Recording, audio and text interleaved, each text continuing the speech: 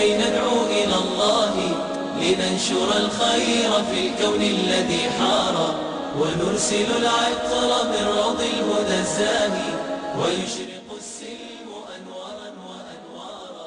الله الله.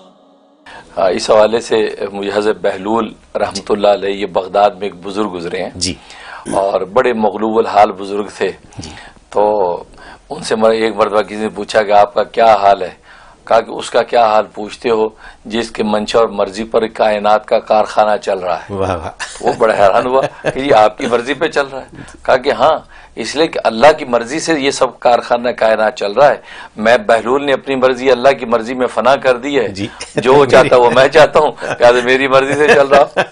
میں اپنی گزری میں بھی خوش ہوں. خوبصورت بات ہے. یہ فرمایا. تو ایسے مغلوب ایک مرتبہ چلے جا رہے تھے، کسی چور نے ان کا تھیلا چھینا اور بھاگا. چور ادھر بھاگا، وہ ادھر بھاگے. لوگوں نے حضرت آپ کہاں جا رہے؟ چور تو ادھر جا رہا ہے. کہ میاں دیکھو تو صحیح ہم کہاں جاتے ہیں. جا کر قبرستان کے دروازے پہ بیٹھ گئے. کہا بچو جائے گا کہاں؟ آئے گا تو یہی نا.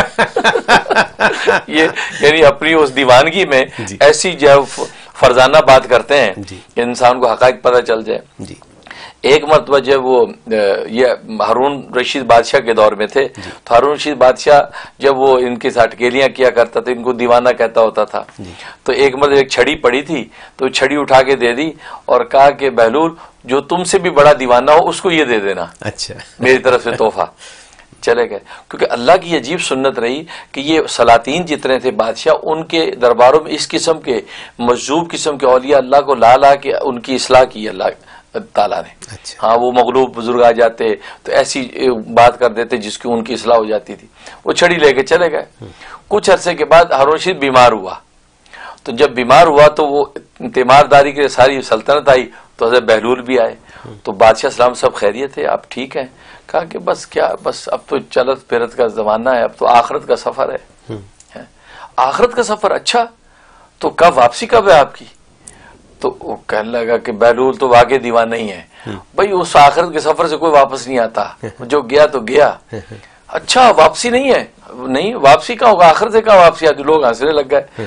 تو اچھا، ایسا سفر لمبا، تو آپ نے اس کے لیے کوئی انتظامات کیے ہیں؟ وہاں کو آگے کوئی لشکر بھیجا، کوئی سامان بھیجا، کوئی کھانا پینا جو بادشاہوں کا طریقہ ہے جو دنیا میں آپ کرتے؟ کہا کہ بہلول وہاں کچھ نہیں بھیجا جاتا، کوئی وہاں توشہ نہیں جاتا، کوئی لشکر نہیں جاتے. عجیب بات، آپ اپنے ساتھ بھی کچھ نہیں لے جا رہے ہیں؟ کہ بھائی کچھ نہیں جا سکتے، یہ کوئی دنیا کے سفر نہیں ہے کہ جناب وہ اپنے سوٹ کے ساتھ لے جائیں. تو یہ ساری جب بات کر لی، اچھا اتنا لمبا سفر کہ واپس ہی نہیں آنا، اور ایسا سفر کوئی ساتھ لے جا بھی نہیں سکتے، تو کیا کریں؟ تو آپ نے یہ سفر کیا کیوں؟ کہا کہ نہیں یہ تو اضطراری، یہ تو ہونا ہی ہونا ہے، جانا ہی مجھے. اچھا، جب یہ کیا تو وہ چھڑی اٹھا کے بادشاہ کے ہاتھ میں دے دی کہ آج پتہ چلا کہ مجھ سے بڑے دیوانے تو آپ ہیں. کہ دنیا کے چھوٹے چھوٹے سفروں کے لیے اتنی تیاریاں، اور اتنا لمبا آخرت کا سفر، اس کے لیے کوئی تیاری نہیں، اور اکیلے جا رہے اور وہاں کوئی نہ ساز و سامان نہ لشکر. تو بادشاہ نے کہا کہ واقعی تو دیوانہ نہیں بہلول، تو فرزانہ ہے. تیری اس بات نے تو میری حقیقت کی آنکھیں کھول دی کہ واقعی یہ دنیا کے چھوٹے چھوٹے سفروں کی ہم کتنی تیاریاں کرتے ہیں، اور آخرت کے سفر کی کوئی تیاری نہیں. تو نے واقعی آج مجھے سبق دیا ہے، جزاک اللہ کے چشمے باز کر دی. اللہ تو یہ جزائے خیر دے کہ تو نے میری آنکھیں کھول دی. 4 روز کے لیے جاتے ہیں، بڑا بڑا سوٹ کیس تیار کرتے ہیں. تو حقیقت یہ ہے. تو اس لیے بھائی یہ بات سمجھ میں ہمیں آ جائے کہ وہ اتنا بڑا سفر ہے، اس کو بھی نہ بھولیں. اس کی بھی تیاری، اس کی تیاری آسان ہے. 5 ٹائم کی نماز ہے، سال کے روزے ہیں، سال کی زکوٰۃ ہے، اور زندگی بھر کا ایک حج ہے. اور کیا ہے؟ کوئی لمبا کام ہی نہیں ہے، چھوٹا سا فارمولہ. اور 5 نمازیں بھی 24 گھنٹے میں 1 گھنٹہ مشکل سے لیا اللہ نے. 23 گھنٹے ہمیں دے دیے. 23 گھنٹے پورے 23 گھنٹے آپ سوئے رہے ہیں بھلے، یہ 5 نمازیں پڑھ لیں. کتنی بڑی بات ہے. تو یہ اللہ تبارک و تعالی نے وہ آخرت کا سفر کتنا آسان کر دیا، لیکن انسان کوتاہی کر کے اس کو ضائع کر بیٹھتا. ایک شرط اور بھی ہے نا کہ نیت صاف رہے. وہ نیت ہے تو سب سے پہلے، اس کے بعد تو قدم ہی نہیں اٹھتا. اس کے بعد اللہ اکبر، اللہ اللہ اللہ اکبر، لا الہ